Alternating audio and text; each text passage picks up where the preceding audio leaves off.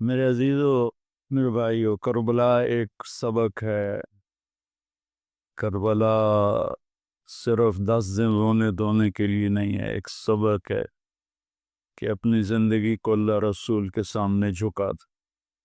گردنیں کٹنے کے لیے اللہ ہم سے نہیں مطالبہ کر رہا، وہ انہیں ہستیوں کے لیے تھا۔ ہمارے ذمہ ہے کہ ہم اللہ اس کے رسول کے سامنے سر جھکائیں، مسلم بن کے چلیں، مومن بن کے چلیں۔ اللہ کے واسطے میرے بچوں، اگر میرے شاگرد ہو تو یہ دیوبندی اور یہ بریلوی یہ جھگڑے نکال دو، اپنے آپ کو مسلمان کرو، مسلمان۔ میں ایک دفعہ ایک جگہ بیٹھا تھا تو ایک بزرگ بیٹھے تھے، کہنے لگے جی آپ دیوبندی ہیں کہ بریلوی؟ تو میں نے کہا جی میں مسلمان ہوں۔ وہ مجھے ایسے دیکھنے لگا، وہ کہنے لگا میری 60 برس 70 برس عمر ہے، میں نے آج تک کسی کو یہ کہتے ہوئے نہیں سنا، تو میں تمہیں مسلمان دیکھنا چاہتا، میں تمہیں دیوبندیت سے نکالنا چاہتا ہوں۔ مسلم بنو، مسلمان بنو۔ ہم امام ابو حنیفہ کے فتوے پر چلتے ہیں، ان کے فتاوی کی جو تشریح اہل دیوبند نے کی ہے ہم اس کو زیادہ صحیح سمجھتے ہیں، باقیوں کو عزت دیتے ہیں، احترام کرتے ہیں، ہمارے سینے کھلے ہوئے سب کے لیے، ہم ہی حق پر ہیں اور ہم ہی جنتی ہیں۔ یہ عجب تمہارے اندر سے نکالنا چاہتے۔ کریم بادشاہ ہے، جس کو چاہے معاف کر دے، ہم ٹھیکیدار ہیں۔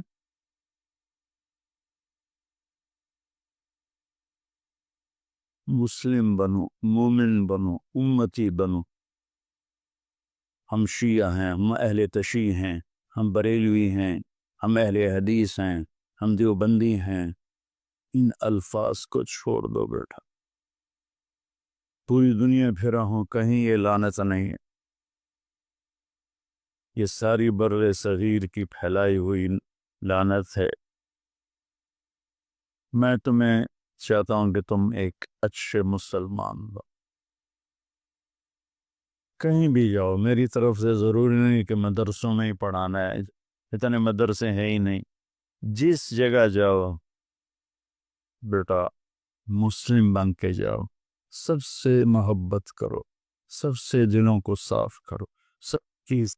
تمہیں پتہ ہے میں یہ طوائفوں کے بازار میں جاتا رہا، ان کے گھروں میں بیٹھتا رہا، ان کو پاس بٹھا کے ان کو دعوت دیتا رہا۔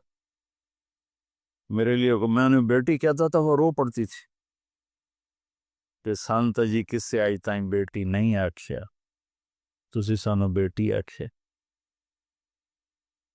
جب مجھے سٹنٹ پڑا اور میں گھر آیا تو ساری طوائفیں مجھے پوچھنے میرے ڈیرے پر آئیں، باری باری، ساری، بوڑھی جوان سب، کہ ہمیں بیٹی آج تک کبھی کسی نے نہیں۔ ایک سے میں نے کہا اپنی بچی کی شادی کر دیں، کہنے لگی آپ کو رشتہ تلاش کر کے دیں۔ میں نے کہا تو خود تلاش کر، کہ مولانا صاحب طوائف دے کوٹھے تے رشتہ لین کون ہوندا؟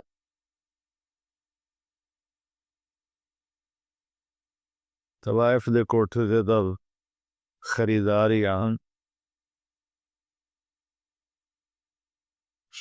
طوائف کو طوائف کس سے بنایا؟ وہ اسی طرح میاں صاحب ہے اور اس کے ماتھے پہ طوائف کا ٹیکہ لگ۔ تو میں نے تو ان کے پاس جانے میں بھی کبھی یار محسوس نہیں کی۔ تو اپنے ذہن کو کشادہ رکھو، ٹھیک ہے؟ مسلم بنو، مسلم، اس پر اپنے آپ کو قائم رکھو۔ ہر شے کو بدعت بدعت نہ بناؤ۔ ام سلمہ سے آپ نے فرمایا،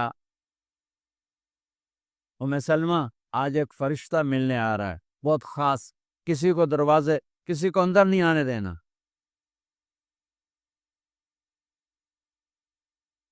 بس ام سلمہ پیرے پہ کھڑی ہو، تھوڑی دیر میں حسین آ گئے، چھوٹے بچے معصوم ابھی، اندر جانے لگے، انہوں نے روک دیا، وہ رونے لگے، وہ روئے تو انہوں نے چھوڑ دیا۔ تھوڑی دیر کے بعد اندر سے میرے نبی کے زور زور سے رونے کی آواز آئی، زور زور سے رونے کی آواز آئی۔ ام سلمہ رہ نہ سکی، بھاگ کے اندر گئیں تو آپ نے کیا دیکھا؟ آپ نے حسین کو یوں سینے سے چمٹایا ہوا تھا اور ایسے ہل ہل کے رو رہے تھے، ایسے بلک بلک سسک سسک کے رو رہے تھے، اور آپ کے آنسو آپ کے رخسار اور داڑھی پر پتر کر رہے تھے، اور آپ نے یوں بھینچا ہوا ایسے دبایا ہوا تھا۔ تو حضرت ام سلمہ نے کہا میرے ماں باپ قربان یا رسول اللہ، کیا ہوا؟ آپ ایسے تڑپ کے کیوں رو رہے ہیں؟ خواب نے روتی آواز میں کہا، بہتے آنسوؤں کے ساتھ، کپ کپاتے بدن کے ساتھ، کہ ام سلمہ، یہ فرشتہ جو مجھے ملنے آیا تھا یہ میرے بچے کو دیکھ کر کہہ رہا ہے کہ آپ کی امت اس بچے کو قتل کر دے گی، اور جہاں اس کا خون گرے گا وہ مٹی مجھے دکھائی ہے اس نے، کہ میں اس لیے اس پہ رو رہا ہوں۔ ابھی تو وہ شہید نہیں ہوئے اور رویا جا رہا ہے، تو ہم تو ان کی شہادت پہ روتے ہیں بھائی، ہم تو ان کی شہادت پہ روتے ہیں، اور یہ قیامت تک روتے رہے گی ان دنیا۔ کیا مزہ، یہ اللہ کا نظام ہے، اس نے کربلا کے واقعے کو یوں کر دیا جیسے ہر سال آج ہی ہوا ہے، آج ہی حسین شہید ہو رہے ہیں، آج ہی عبداللہ کا سر کٹ رہا ہے، آج ہی زینب کی چادر کو پھاڑا جا رہا ہے، آج ہی لاشوں کو گھسیٹا جا رہا ہے۔ وہ میں حیران ہوتا ہوں، ٹیپو سلطان سرنگا پٹم میں شہید ہوئے، دشمن کون؟ انگریز، کون؟ کافر۔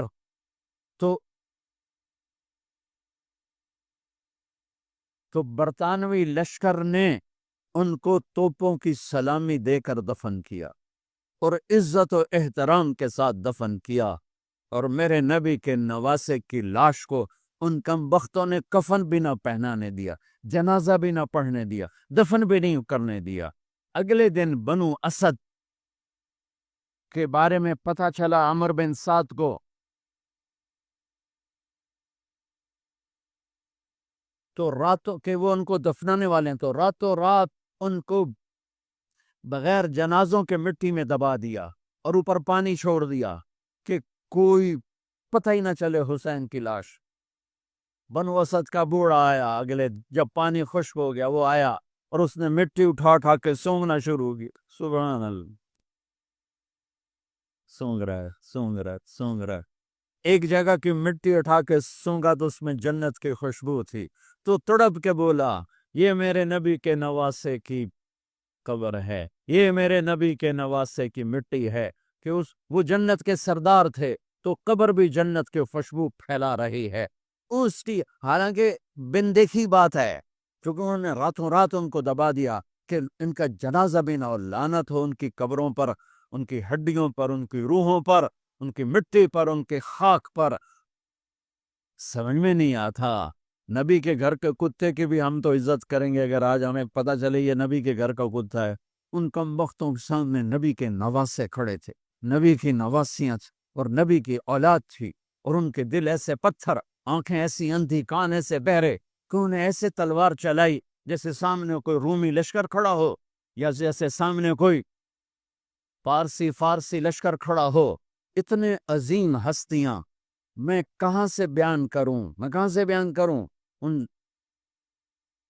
یہ وہ نسب ہے جس کو اللہ آدم تک محفوظ رکھے ہوئے ہے، اور میرے نبی نے فرمایا کل سبب منقطع الى یوم کل نسب وسبب منقطع الى یوم القیامہ الا نسبی وسببی وسأبلها ببلالها۔ قیامت کے دن ہر رشتہ ٹوٹ جائے گا، ہر ناطہ ٹوٹ جائے گا، ہر سبب ٹوٹ جائے گا، لیکن میری آل کے ساتھ رشتہ باقی رہے گا، نسب کا رشتہ باقی رہے گا، سبب باقی رہے گا۔ میں اپنی اولاد کو پانی پلاؤں گا، میں نے اپنی اولاد کی سفارش کروں گا۔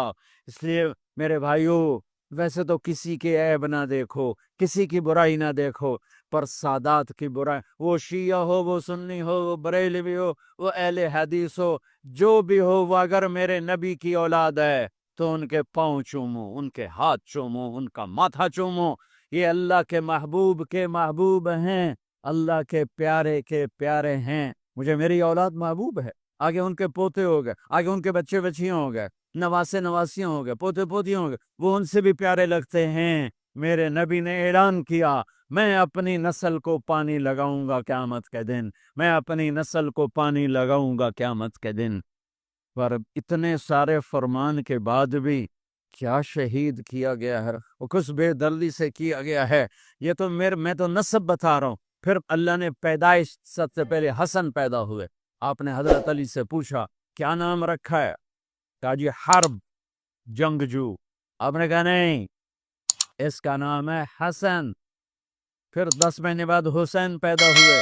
آپ نے فرمایا کیا نام رکھا ہے؟ کہا جی حرب۔ کہا نہیں، حسین۔ پھر آپ نے فرمایا یہ 2 نام میرے اللہ نے آج تک کسی کے نہیں رکھے، سے پہلی دفعہ میرے بچوں کے نام رکھے جا رہے ہیں، حسن اور حسین۔ پھر آپ نے ان کو گڑتی دی، اپنا لعاب، اپنا حسن کو بھی حسین کو، دونوں کو اپنا لعاب نکالا اور حسین کے منہ میں ڈالا۔ اور ایک ہفتے بعد دونوں کے ساتھ یہ کیا، ہفتے کے بعد بال مڈائے، عقیقہ 2 چھترے ذبح کیے، حسن کے لیے بھی 2 چھترے ذبح کیے، حسین کے لیے بھی عقیقہ فرمایا، گود کھلایا، حسن کو اٹھایا، انہوں نے پیشاب کر دیا، اب ہلے نہیں۔ مجھے نہیں یاد کہ میں نے اپنے بچوں کو چھوٹی عمر میں اٹھایا ہو اور اس نے پیشاب شروع کیا ہو اور میں نے اسے بٹھائے رکھا ہو، میں فوراً اٹھا گیا ادھر، یا میں نے پتہ لگا پیشاب کر رہا، میں چاہتے اتھے باہر چھڑیا۔ لیکن میرے نبی نے، حسن نے بھی کیا، حسین نے بھی کیا۔ اور حضرت حسن کا تو واضح تھا، آپ یوں لیٹے ہوئے تھے، آپ کا پیٹ سے کپڑا ہٹا ہوا تھا، اور حسن آپ کے پیٹ پر بیٹھے تھے، تو ان کا جو پیشاب ہوا تو سیدھا آپ کی ناف میں گیا، اور نبی پاک ذات، پیشاب ناپاک، وہ تو ہر چیز، ہر ناپاک سے دور ہوتے ہیں، لیکن جب حسن نے پیشاب شروع کیا، میرے نبی ایسے ہو گئے، ایسے بالکل ایسے ہلے نہیں کہ بچہ کہیں پیشاب نہ روک دے۔ جب پورا پیشاب کر دیا، پھر آپ اٹھے اور نواسے کو بٹھایا اور جا کر پانی اپنے اوپر بہایا اور صاف کیا۔ یہ تو لاڈ لڈائے میرے نبی نے اپنے نواسوں کو۔ ابو ہریرہ فرماتے ہیں میری آنکھوں نے دیکھا، میرے کانوں نے سنا، آپ کبھی حسن کبھی حسین اینا پیراں تے کھڑا کی تو ہے، ہاتھ این نپینتے ہیں، جھولا جھولا رہے ہیں اور کہہ رہے ہیں پہاڑی پہ چڑھ بچے، پہاڑی کے لیے اتے آ۔ ان کو یوں اوپر لا رہے ہیں، یہاں لائے، پھر یہاں لائے، پھر یہاں لائے، پھر یہاں لائے، پھر یوں ہو گئے، اور ان کے ہاتھ پکڑ کے یہاں تک پہنچایا، یہاں، اور پھر آگے بڑھ کے بوسہ لے کر کہا اے اللہ میں ان سے پیار کرتا ہوں، تو بھی ان سے پیار ایسوں کو ذبح کر دیا۔ کتے کو مارتے ہوئے رحم آتا ہے،